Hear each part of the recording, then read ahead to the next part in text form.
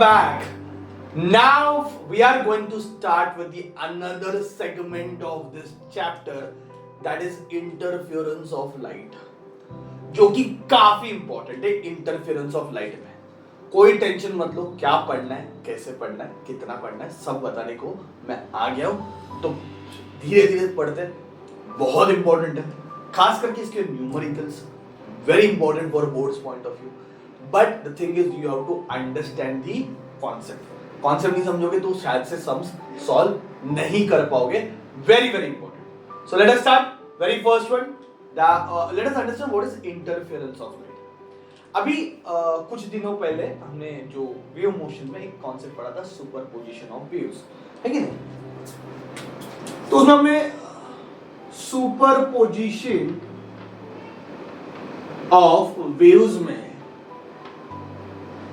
कुछ चीजें पढ़ ली थी. जैसे मैंने बताया था भाई, दो साउंड वेव्स है, दो साउंड वेव्स आके मिले किसी पॉइंट पे, कॉम्प्रेशन जाके कॉम्प्रेशन पे गिरा, रेरफैक्शन जाके रेरफैक्शन पे गिरा, कॉम्प्रेशन पे रेरफैक्शन पे एम्पलीट्यूड मैक्सिमम हो गया, वहां पे बड़ा आवाज सुनाई देता है, उसको हमने बोला था वैक्सिंग. और जहां पे कॉम्प्रेशन जाके रेरफैक्शन पे गिरता है वहां पे वेनिंग, और ऐसे बीट्स बनते हैं. तो सुपरपोजिशन ऑफ दो साउंड वेव्स से हम बीट्स बना सकते हैं. फिर नॉर्मल हम स्टेशनरी वेव्स में भी एंटी नोड और नोड बने थे.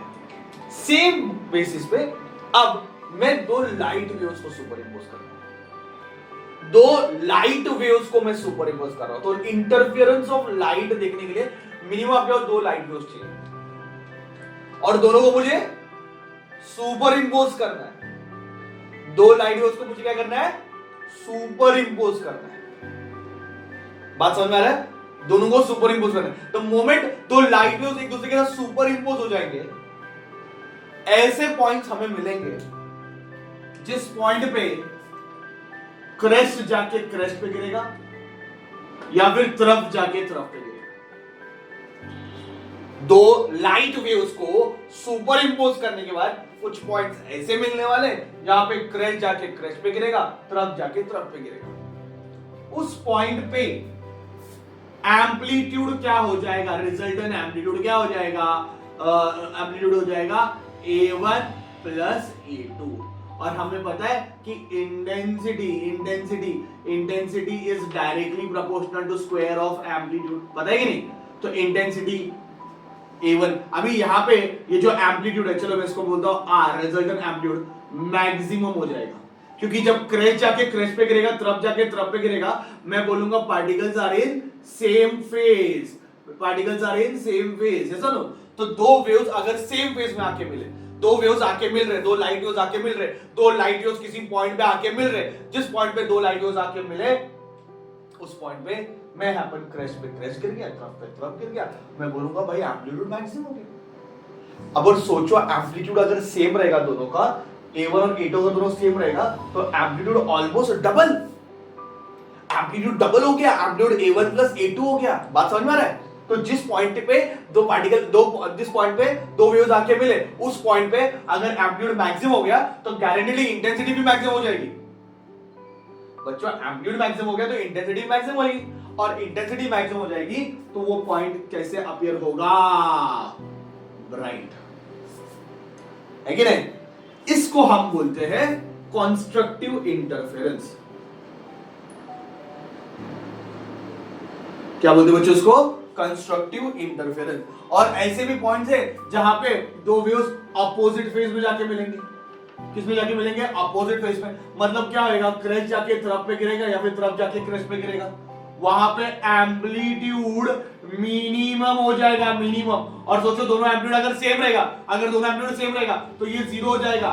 भाई इंटेंसिटी लाइट की भी मिनिमम हो जाएगी, क्योंकि ये directly proportional to square of amplitude है. तो इंटेंसिटी क्या हो जाएगी, A1 minus A2 the whole square.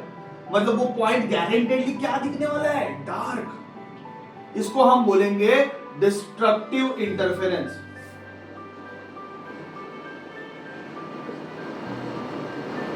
बात समझ में आ रहा है?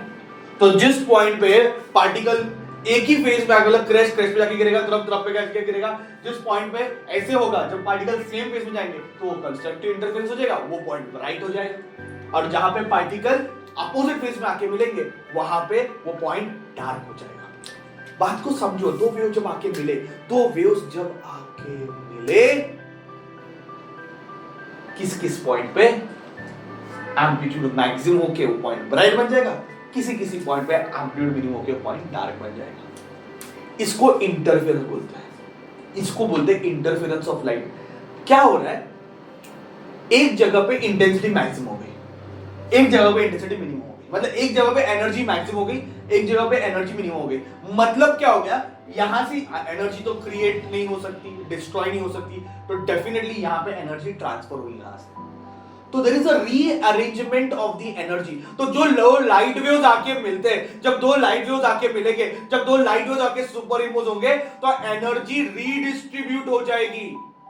बात समझ में आ रहा है? दो लाइट वेव जब आके सुपर इम्पोज होंगे तो एनर्जी रीडिस्ट्रीब्यूट हो जाएगी।